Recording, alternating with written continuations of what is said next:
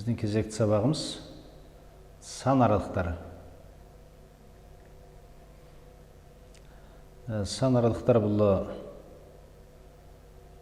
жаңағы аралық түрінде жазылып беріледі және координаталық түзуде белгіленіп көрсетіледі. Біз алдымен сан аралық түрінде жазылған белгілеулердің оқылуына тоқтала кетейік. Бұл жерде бізде мынандай белгі, жаңағы жатқан 8 сияқты белгіменеміз. Шексіздікті белгілеп көрсетеміз. Бұнда біздегі бұл жазылуды минус шексіздіктен плюс шексіздікке дейінгі сан аралығы деп айтамыз. Қысқаша минус шексіздіктен плюс шексіздік деп аталады. Бұл барлық сан түзуін белгілейді. Келесі бұл минус шексіздіктен 1-ге дейінгі жазылады. Бұл жерде 1-ді қоса алады. 1 кіреді деген мағынаны білдіреді. 1-ді қоса алғандағы минус шексіздіктен 1-ге дейінгі. Бұл 1-ден кіші болатын барлық сандарды белгілейді және 1 өзі кіреді. 1-ден кіші немесе тең болатын барлық сандарды минус шексіздік 1 жазылуы арқылы белгілеп көрсетеміз. Келесі жазылу 1-ден плюс шексіздік аралығы 1-ді қоса алғандағы. 1-ден плюс шексіздікке дейінгі 1-ді қоса алғандағы сан сәулесі деп айтады мұнда. Бұл жерде бір жағы шектелген, екінші жағы шексіздікке кететін аралықтар сан сәулесі деп аталынады. Сан сәулесі ол мұнда және мұнда көрсетіліп отыр.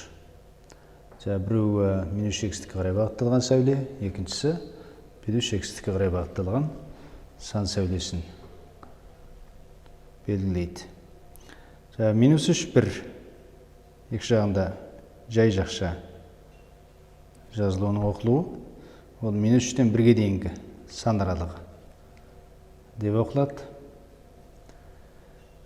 Егер сан кесіндісінің басын кескіндейтін нүктеге кесіндіге тиіс болмаса, онда кесінді ашық кесінді деп аталады. Бізде жоғарыда көрсетілген жаңағы минус 3, 1 деген кесінді.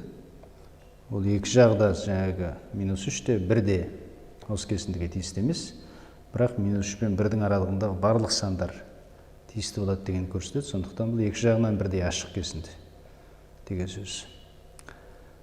Ал енді мұнда бір жағынан 4 бұршақшамен белгіленген минус 3, 1 жазылуын келтіріп отырмыз. Бұл минус 3-тен 1-ге дейінгі минус 3-ті қоса алғандағы жартылай ашық сан аралығы деп аталады. Мұнда минус 3 кіріп отырды, 1 кірмей отыр. Немесе оң жақ басындағы сан кірмейді, сол жақ басындағы сан кіреді дегенді білдіреді екен. Бұған қарама қарсы минус 3 жағы ашық. Минус 3 және 1 жағы кіретінді. 1 жағында тік жақша қойылған кесінді. Бұл минус 3-тен 1-ге дейінгі 1-ді қоса алғандағы жартылай ашық интервал, немесе ашық аралық деп айтылады. Және екі жағы 1-дей кіретін жағдайда біз екі жағында 1-дей тік жақшамен белгілеп жазамыз. Бұл жазылудың оқылуы минус 3-тен 1-ге дейінгі минус 3 пен 1-ді қоса алғандағы санды кесінді деп айтылады. Мысалдар келтірейік. Сан аралықтарын координаталық түзуде көрсетіңдер деген. Бұл координаталық түзу болдыру үшін біз берілген түзуге бағыттарын көрсетуіміз керек, оң бағыт. Және біз координаталар басын алуымыз керек. Ол 0 нүктесі. Және берілген сандарды белгілеуге тиістіміз. Бұл жерде бізге 0 және 8. Біз 8-ді мұнда деп белгілейік. Бұл жерде бізге беріліп отырған кесінді ашық кесінді. 0-да жаңағы кірмейді, 8 де бұл жерде кірмейді. Бірақ 0 мен 8-дің арасындағы барлық сандар бұл аралыққа кіреді. Оны жаңағы координаталық түзуде біз былай белгілеп көрсетеміз. Бұл 0 және 8 ашық аралығының белгілеуі. Сонда жаңа координаталар осінде белгілеген жағдайда кесіндінің басқа нүктелері, шеткі нүктелері кірмейтін болған жағдайда оны ашық дөңгелек арқылы белгілеп көрсетеміз. Екінші -9, 2 аралығы. Бұл жерде 0-ді мұнда деп алайық. Мұнда 2 болсын, мұнда -9 болсын. 1 дегенде жаңағы сан аралығының шеткі нүктелері кіретін, кірмейтініне байланысты белгілеп аламыз. Бұл жерде -9 кіретіндіктен оны қара етіп дөңгелектейміз. Ал 2 кірмейтіндіктен 2-ге ашық дөңгелек қоямыз. Осы екі ортадағы барлық сандар кіретіндіктен ол екеуін қосып, аралықта штрихтап белгілеп көрсетеміз. Бұл -9, 2 аралығының координаталық түзудегі кескінін көрсетеді. Екінші мысал, жаңағы координаталық түзуде көрсетеміз. Бұл жерде бірінші екі жағынан бірдей тұйықталған немесе жауық кесінді ретінде берілетін аралықты көрсетіп отырмыз. Мұнда координаталар басын белгілейік. 0. Біз 2 аламыз. Және бізге 1 белгілену керек. Және 4 белгілену керек. -4 белгілену керек. -4. Біз бірінші кесіндені белгілейік. -4 кірет және 2 кірет. Бұл екеуінің арасындағы сандар жиынынан тұратын -4 пен 2-ні қоса алғандағы жиынды көрсететін аралық. Ал екінші аралығымыз ол -1 кіреді бұл жерде. Ал +4 кірмейді. Осы екеуінің ортасындағы барлық сандарды белгілеп көрсететін аралық. Біз бірінші сан аралығын көкпен, екінші сан аралығын қызылмен белгілеп көрсеттік. Жаттығу сан аралықтарына тиісті ең кіші және ең үлкен натурал сандарды көрсетіңдер дейді. Бірінші бізге беріліп отырған мысал 3-тен 8,10-нан 5-ке дейін. Бірақ бұл жерде 3 сан аралығына кірмейді, 3-ке дейінгі сандар кіреді, ал 8,10-нан 5 сан аралығының басы ол бұл аралыққа өзі кіреді. Сонда бұл жерде ең кіші бүтін сан, ең кіші және ең үлкен, ең кіші бүтін сан 4, ал ең үлкен бүтін сан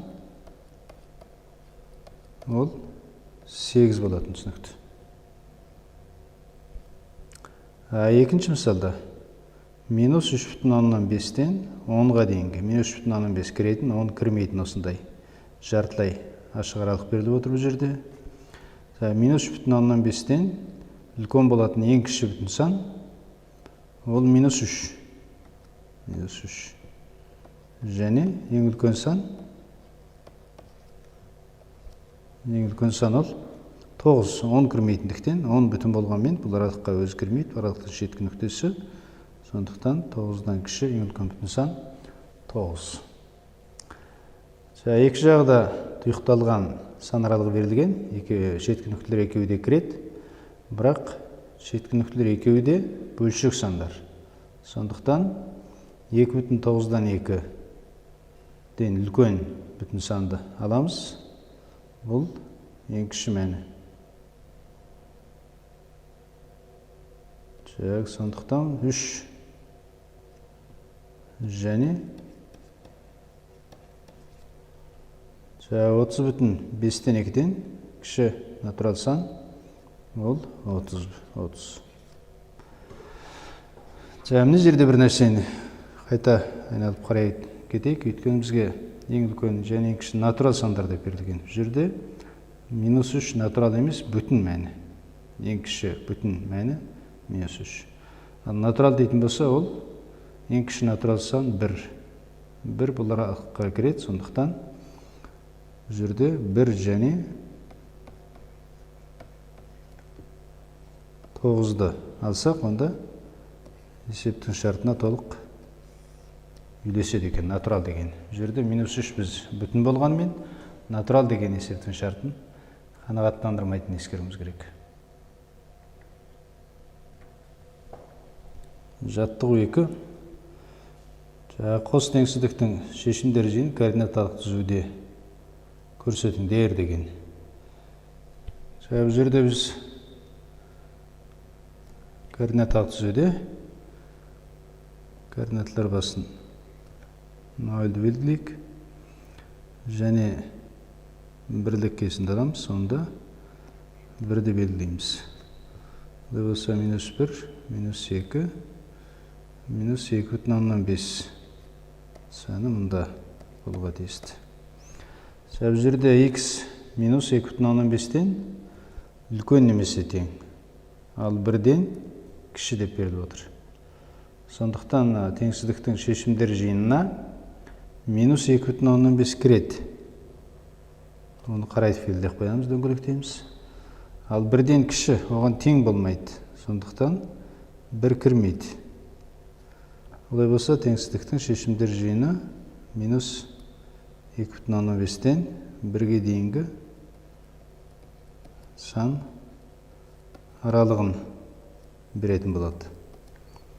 Бұл аралықты біз сан аралық түрінде жазып көрсетсек, -2,5 кіреді, 1-ге дейін 1 кірмейді деген түрде сан аралық түрінде жазып көрсетуімізге